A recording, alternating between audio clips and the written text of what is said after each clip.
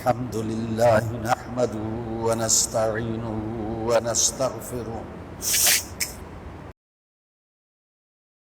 ونؤمن به ونتوكل عليه ونعوذ بالله من شرور أنفسنا ومن سيئات أعمالنا من يهده الله فلا مضل له ومن يضلل فلا هادي له ونشهد أن لا إله إلا الله وحده لا شريك له ونشهد أن سيدنا ومولانا محمدا عبده ورسوله أما بعد فأعوذ بالله من الشيطان الرجيم بسم الله الرحمن الرحيم الله لطيف بعباده يرزق من يشاء وهو القوي العزيز وقال تعالى يبسط الرزق لمن يشاء ويقدر وقال تعالى إن الله هو الرزاق ذو القوة المتين صدق الله العظيم اللهم صل على محمد وعلى آل محمد كما صليت على إبراهيم وعلى آل إبراهيم إنك حميد مجيد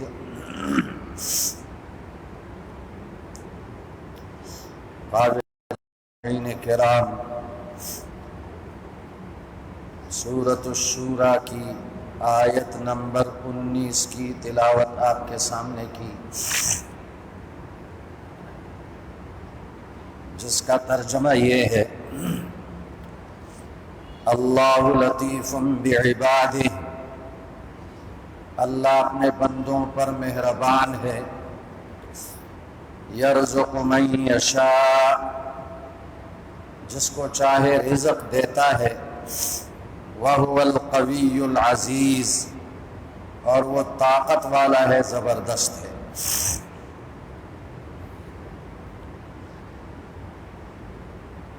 گزشتہ جمعے کو رزق سے متعلق چند باتیں عرض کی تھیں کہ صرف انسانوں کو نہیں بلکہ تمام جانداروں کو رزق دینے والا اللہ ہے۔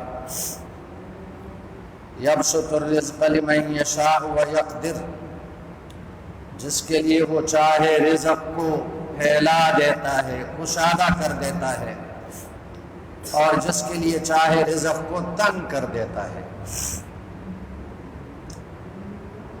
رزق سب کو اللہ دیتا ہے، جتنا رزق اللہ نے کسی بندے کے لیے مقرر کیا وہ ضرور اس کو ملتا ہے۔ حدیث پاک میں آتا ہے کہ جب یہ بچہ ماں کے پیٹ میں ہوتا ہے اور 120 دن اس پر گزر جاتے ہیں تو اس کے بعد روح اس میں ڈالی جاتی ہے، لیکن روح ڈالنے سے پہلے اللہ ایک فرشتہ مقرر کرتا ہے وہی ماں کے پیٹ میں، اور وہ اس بچے کے لیے 4 چیزیں لکھ لیتا ہے: یکتب عملہ وَأَجَلَهُ وَرِزْقَهُ وَشَقِيٌّ أَوْ سَعِيدٌ۔ پہلی بات یہ لکھتا ہے اللہ کے حکم سے کہ اس کی عمر کتنی ہوگی، کب یہ مرے گا۔ دوسری بات یہ لکھتا ہے کہ اس کا عمل کیا ہوگا، یہ بچہ پیدا ہونے کے بعد کیسے عمل کرے گا، اچھا عمل کرے گا یا برا عمل کرے گا۔ تیسری بات، اس بچے کو پوری زندگی میں کتنا رزق ملے گا، سالانہ کتنا ملے گا، ماہانہ کتنا ملے گا، یومیہ کتنا ملے گا، وہ جو رزق اللہ نے لکھ دیا ہے وہاں ماں کے پیٹ میں، اس میں ایک ذرہ کمی بیشی نہیں ہو سکتی۔ اور چوتھی بات یہ لکھ لیتا ہے شقی او سعید، یہ بدبخت ہوگا یا نیک بخت ہوگا۔ بدبخت کا ٹھکانہ جہنم ہے، نیک بخت کا ٹھکانہ جنت ہے۔ یہ چاروں باتیں لکھ دی جاتی ہیں، لیکن دنیا میں آ کر یہ انسان بھول جاتا ہے اور رزق کے لیے بڑی محنت کرتا ہے، لیکن جنت حاصل کرنے کے لیے کہتا ہے تقدیر میں لکھا ہوا ہے۔ تقدیر میں تو رزق کا بھی لکھا ہوا ہے۔ رزق کے لیے جیسے محنت کی جاتی ہے، جنت میں جانے کے لیے اور نیک بخت بننے کے لیے بھی محنت کرنے کا اللہ نے حکم دیا ہے۔ جنت میں جانے کے لیے بھی محنت کرو۔ رزق اللہ سب کو دیتا ہے۔ حضرت موسیٰ علیہ السلام کا واقعہ ہے، مدین میں تھے، مصر کو چھوڑ کر مدین میں گئے، پیدل سفر کیا، لمبا سفر کیا، تنہا سفر کیا، اور مدین میں 10 سال رہے۔ حضرت شعیب علیہ السلام کی بکریاں چراتے رہے۔ حضرت شعیب علیہ السلام نے اپنی بیٹی ان کے نکاح میں دے دی، اور پھر 10 سال کی مدت پوری ہونے کے بعد حضرت موسیٰ علیہ السلام اپنی اہلیہ کو لے کر واپس مصر روانہ ہوئے۔ اب راستہ ہے، تنہائی ہے، صحرا ہے، رات کا اندھیرا ہے، اور بیوی کو بچے کی ولادت کی تکلیف ہوئی، درد ذہ محسوس ہوا، سردی لگی، دور سے روشنی نظر آئی، آگ نظر آئی۔ حضرت موسیٰ علیہ السلام نے بیوی سے فرمایا تم یہاں بیٹھو اور میں دیکھتا ہوں یہ آگ نظر آتی ہے، میں آگ لے کر آؤں تمہیں تمہارے سیکنے کے لیے۔ وہ آگ نہیں تھی، وہ اللہ کا نور تھا، اللہ کی تجلی تھی۔ وہاں گئے، اللہ تعالیٰ نے وحی نازل فرمائی، نبوت عطا فرمائی۔ یہ طور کا پہاڑ تھا، اور حکم دے دیے جاؤ فرعون کے پاس، فرعون کو دعوت دو، تبلیغ کرو۔ بیوی کے پاس جانے کا حکم نہیں دیا، حکم یہ تھا سیدھا فرعون کے پاس جاؤ۔ جب نبوت مل گئی تو اب موسیٰ علیہ السلام کو اس میں کوئی شک نہیں ہو سکتا کہ ان کا بھی محافظ اللہ ہے، بیوی کا محافظ بھی اللہ ہے۔ بیوی بیمار ہے، تکلیف میں ہے، لیکن محافظ اللہ ہے۔ موسیٰ علیہ السلام کے دل میں یہ خیال آیا، زبان پہ ظاہر نہیں کیا، دل میں خیال آیا کہ بیوی کا کیا بنے گا۔ میں تو جاؤں گا مصر فرعون کو دعوت دینے کے لیے، بیوی کا کیا بنے گا۔ اللہ نے فرمایا، اللہ نے دل میں ڈال دی یہ بات وحی کے ذریعے سے، یہ پتھر ہے، اس کو اپنی لاٹھی مارو۔ پتھر کو لاٹھی ماری، پتھر 2 ٹکڑے ہوا، بیچ میں ایک کیڑا نکل آیا، اور موسیٰ علیہ السلام نے اس کی بات سنی۔ وہ کیڑا اللہ کی تسبیح پڑھ رہا ہے، سبحان من یرانی ویرا مکانی ویسمع کلامی ویذکرنی ولا ینسانی۔ یہ تسبیح کیڑا پڑھ رہا ہے۔ پاک ہے وہ ذات جو مجھے دیکھ رہا ہے، میری یہ جگہ بھی دیکھ رہا ہے، میری باتیں بھی سن رہا ہے، مجھے یاد بھی کر رہا ہے، مجھے بھولتا نہیں ہے۔ اللہ نے دکھا دیا کہ پتھر کے اندر کیڑے کو اللہ روزی دیتا ہے، تو اشرف المخلوقات انسان کو اللہ کیوں روزی نہیں دے گا؟ لیکن اللہ جس کے لیے چاہے روزی تنگ کرتا ہے، جس کے لیے چاہے روزی کشادہ کر دیتا ہے۔ گزشتہ جمعے کو وہ 4 اسباب بتائے تھے کہ جن اسباب کی بنا پر اللہ بندہ مومن کی روزی کشادہ کر دیتا ہے، اس میں برکت پیدا ہوتی ہے۔ اور آج آپ کے سامنے وہ 4 اسباب بیان کرنے ہیں، 4 چیزیں ہیں جن کی وجہ سے بندے کی روزی تنگ ہو جاتی ہے۔ حافظ ابن قیم رحمہ اللہ لکھتے ہیں اربعۃ تمنع الرزق، یہ 4 چیزیں ایسی ہیں جو روزی کو روک لیتی ہیں۔ اور وہ 4 کام کیا ہیں؟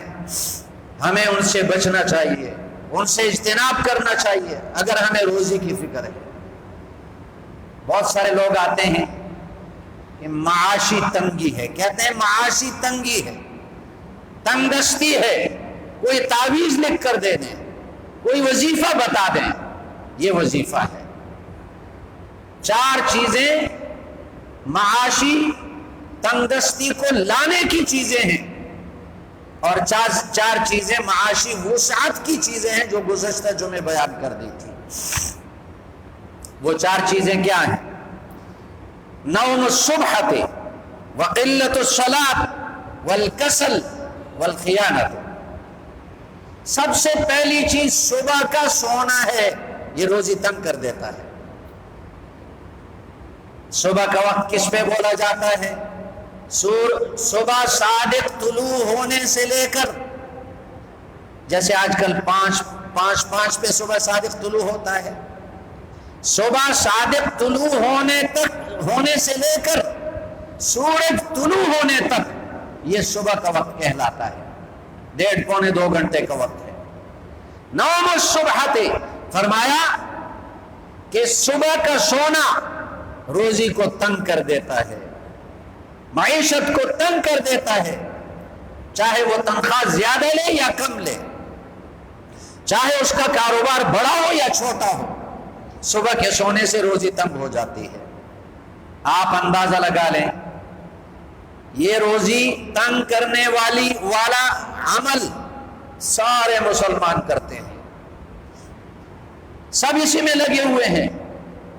بعض تو ایسی نحوست ان پر طاری ہوتی ہے کہ وہ رات کو سوتے ہیں، فجر کی نماز کے لیے بھی نہیں اٹھتے، اور وہ سورج نکلنے کے بعد 8-9 بجے اٹھ کر سیدھے چلے جاتے ہیں اپنے کاروبار کے لیے۔ یہ تو پہلے درجے کے بدبخت ہیں۔ اور دوسرے درجے کے جو سورج نکلنے کے بعد اٹھ کر نماز پڑھ لیتے ہیں قضا، پھر چلے جاتے ہیں۔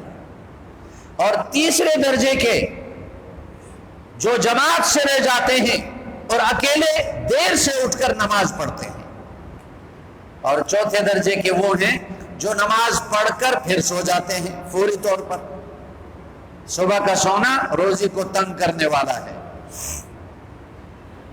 اس لیے خود بھی اس سے بچنا چاہیے، اپنے گھر کے افراد کو بھی اس سے بچانا چاہیے۔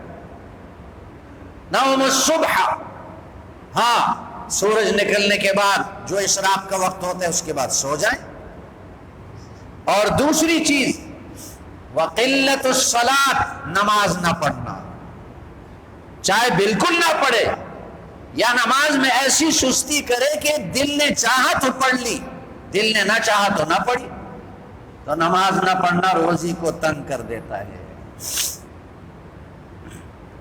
حدیث پاک میں آتا ہے نبی کریم صلی اللہ علیہ وسلم نے نماز پر جو 5 انعامات بتائے ہیں، آپ تبلیغ والوں سے سنتے رہتے ہیں، ان میں سے ایک انعام یہ ہے کہ جو پابندی کے ساتھ 5 وقت نماز پڑھے گا، رزق کی تنگی اللہ اس کی دور کر دے گا۔ اور نماز نہ پڑھنے سے رزق تنگ ہوگی، روزی تنگ ہوگی، پریشان ہوگا، تنخواہ پوری نہیں ہوگی، کاروبار اس کی ضرورتوں کے لیے پورا نہیں ہوگا۔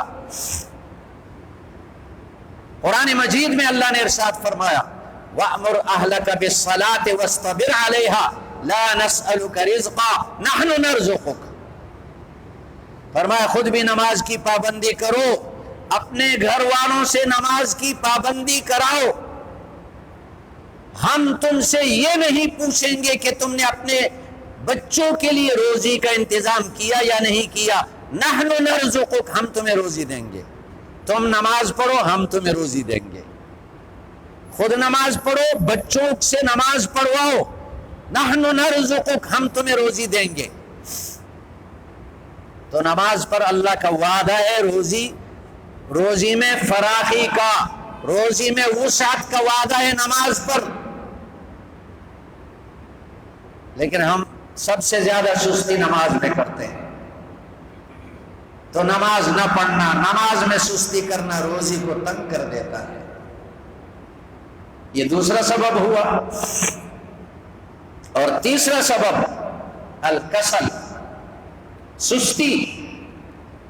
سستی چاہے اعمال میں ہو اور چاہے کسب معاش کے ذرائع میں سستی ہو، سستی انسان کے روزی کو تنگ کر دیتی ہے۔ اور سستی کا علاج کیا ہے؟ چستی۔ سستی کی کوئی دوا نہیں، سستی کا علاج چستی۔ آج ہم مسلمانوں میں نماز کے اندر بھی سستی آ گئی، اذان ہوتی ہے کوئی پرواہ ہمیں نہیں ہوتی، نماز کا وقت نکل رہا ہوتا ہے ہمیں کوئی پرواہ نہیں ہوتی، نماز میں بھی سستی، اعمال میں سستی، تلاوت قرآن مجید میں سستی، اور دنیا کے کاروبار میں بھی سستی۔ اور علماء نے لکھا ہے کہ یہ جو صبح کا سونا یہ سستی پیدا کرتا ہے، طبیعت میں صبح سستی پیدا کرتا ہے۔ وہ جو پہلا سبب ہے اس کا تیسرے سبب کے ساتھ تعلق ہے۔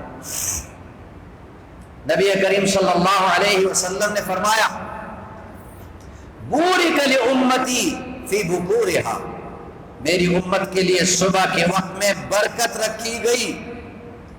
اس لیے صحابہ فرماتے ہیں ہم جب بھی کوئی تجارت کے لیے نکلتے، کاروبار شروع کرتے، صبح کے وقت جاتے، سویرے جاتے۔ آج خصوصاً کراچی والوں کا اور عموماً دوسرے لوگوں کا کیا حال بن چکا کہ رات کو 1-2 بجے تک جاگتے ہیں اور پھر جب سو جاتے ہیں تو نماز بھی چلی جاتی ہے اور 8-9 بجے تک سوئے رہتے ہیں، اور کاروبار ظہر کے بعد کھلتے ہیں، جبکہ نبی کریم صلی اللہ علیہ وسلم نے فرمایا میری امت کے لیے صبح کے وقت میں برکت رکھی گئی۔ تو یہ کسل اور سستی یہ خطرناک بیماری ہے۔ نبی کریم صلی اللہ علیہ وسلم نے ایک لمبی دعا امت کو سکھائی، اس میں یہ بھی ہے اللہم انی اعوذ بک من الکسل والجبن۔ نماز کے بعد یہ دعا پڑھا کرتے تھے، اے اللہ میں سستی سے اور بزدلی سے تیری پناہ مانگتا ہوں۔ اگر یہ سستی، اگر یہ جرم نہ ہوتی اور اگر یہ کوئی بڑا عیب نہ ہوتا تو نبی کریم صلی اللہ علیہ وسلم اس سے پناہ نہ مانگتے۔ سستی سے پناہ مانگی۔ تو تیسرا سبب ہے الکسل، سستی، چاہے وہ اعمال میں سستی ہو، چاہے وہ دنیا کے کاروبار میں سستی ہو، اور سستی کا علاج ہے چستی، اس کا اور کوئی علاج نہیں۔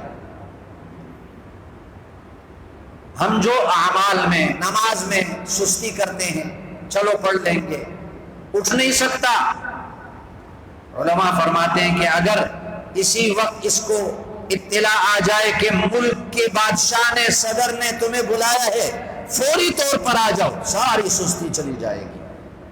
بادشاہ تو بڑی بات ہے، صدر تو بڑی بات ہے، کوئی ادنا افسر اس کو بلائے کہ تمہیں کوئی انعام دینا ہے، فوراً اٹھ کر چلا جائے گا، سستی ساری ختم ہو جائے گی۔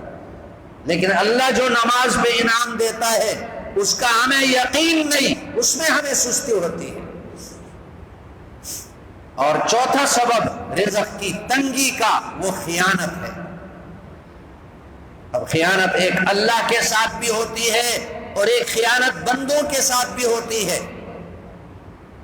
جو خائن ہوگا اس کی روزی تنگ ہو جائے گی، چاہے اس کا کاروبار کتنا بڑا کیوں نہ ہو۔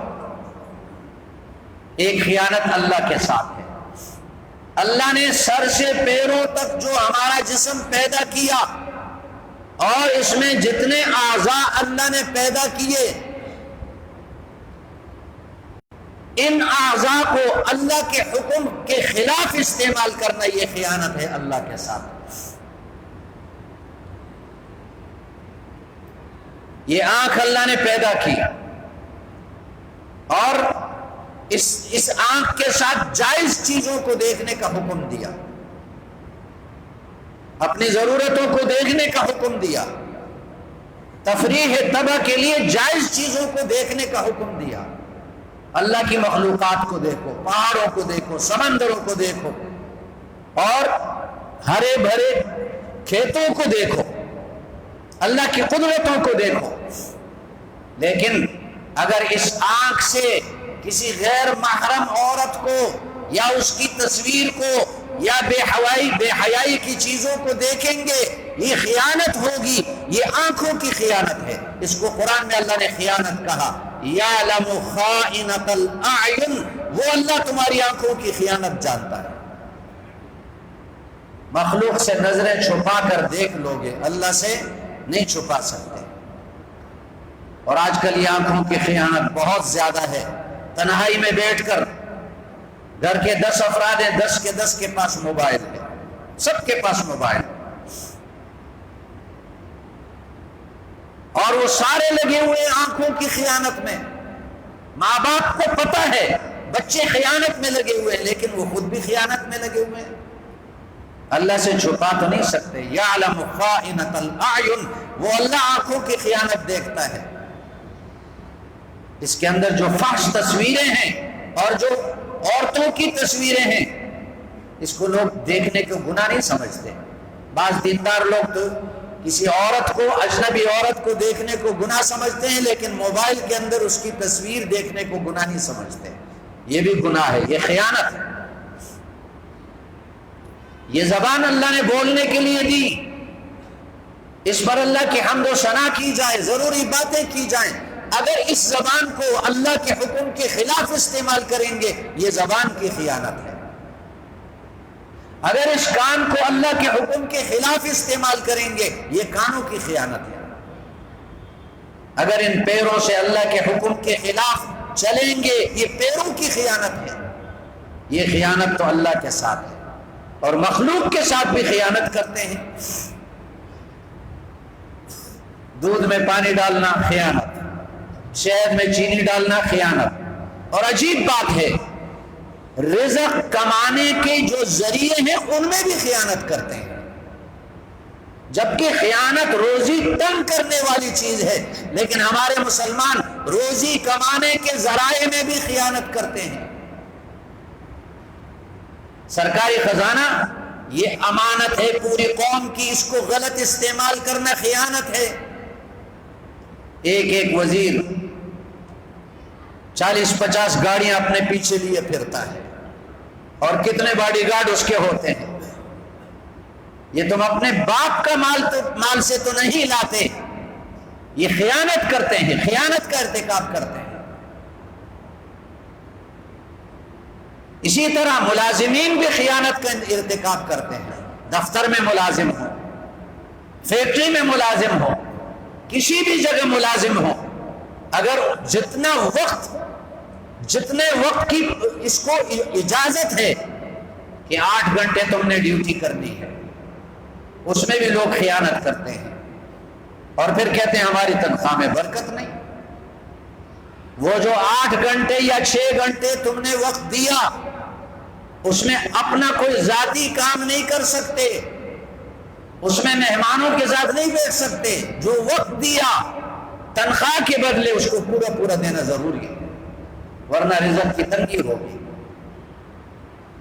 دارالعلوم دیوبند جو بر صغیر میں بلکہ دنیا بھر میں اس دور میں ام المدارس کہلاتا ہے، سارے مدارس کی ماں، اس کے جو مدرسین تھے ان کے حالات اور واقعات لکھے ہیں کہ جب کوئی مہمان آ جاتا تو اپنی گھڑی کو دیکھ لیتے، کتنی دیر مہمان بیٹھا ہوا ہے، 10 منٹ 15 منٹ، وہ لکھ لیتے، اور مہینہ پورا ہونے کے بعد مدرسے کے محتمم سے کہتے کہ اتنا وقت ہم نے مدرسے کے علاوہ دوسرے کاموں میں لگایا ہے، اس کی تنخواہ کاٹتے ہیں۔ اس لیے تو اللہ تعالیٰ نے اتنی ترقی عطا فرمائی اور یہ دین کو اس طرح پھیلایا، لیکن ہم لوگ روزی کمانے کے ذرائع میں بھی خیانت کرتے ہیں۔ یہ پھل بیچنے والے کتنی خیانت کرتے ہیں، ایک پیٹی ہے، کریٹ ہے، اس کے نیچے گھٹیا مال رکھ دیتے ہیں اور اوپر جو ہے وہ اچھا سیب رکھ لیتے ہیں، اچھا مال، یہ بھی خیانت ہے۔ تو اس سے رزق میں تنگی آتی ہے۔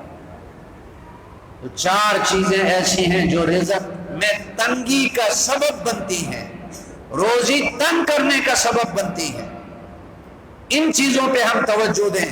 صبح کا سونا، پہلی چیز ہے صبح کا سونا، طلوع فجر سے لے کر سورج نکلنے تک یہ وقت، اس وقت میں سونا رزق کو تنگ کر دیتا ہے۔ اور دوسری چیز نماز نہ پڑھنا یا اس میں سستی کرنا، یہ رزق کو تنگ کر دیتا ہے۔ اور تیسری چیز الکسل، دینی کاموں میں سستی کرنا یا اپنے دنیاوی کاموں میں سستی کرنا۔ اور چوتھی چیز ہے الخیانت، اللہ کے حقوق میں خیانت کرنا یا بندوں کے ساتھ معاملات میں خیانت کرنا، یہ رزق کو تنگ کر دیتا ہے۔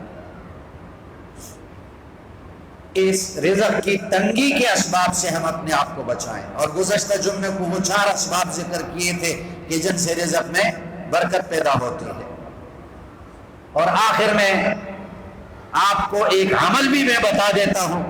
یہ جو آیت میں نے پڑھی ہے، آیت نمبر 19، اللہ یبسط الرزق لمن یشاء اللہ لطیف بعبادہ یرزق من یشاء وہو القوی العزیز۔ علماء نے لکھا ہے کہ صبح کے وقت یہ آیت 70 مرتبہ روزانہ پڑھیں، انشاءاللہ روزی کی مشکلات پیش نہیں آئیں گی۔ اس کو بھی اپنا معمول بنا لیں۔ اللہ جل شانہ ہم سب کو عمل کرنے کی توفیق عطا فرمائے۔ سورۃ الشورى کی آیت نمبر 19 ہے۔